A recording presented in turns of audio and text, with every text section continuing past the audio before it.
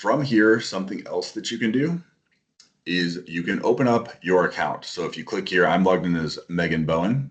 It's like one of the test users they give us. And you can say view account. So this brings you into your account for Microsoft 365. And this has some pretty important stuff in here. Like you can look at your security info. So you can update your security information and do things like, oh, now it's of course prompting me to authenticate because I'm getting something sensitive.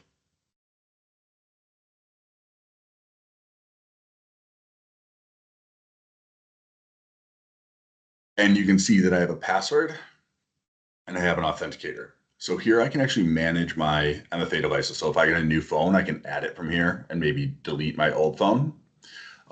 You can change your password from here and you can see recent activity, which is really nice. So you can actually see your own sign-in history from here. So if you're ever like, what the heck, something seemed weird, you can come in here, look at your sign-in history and see where you signed in.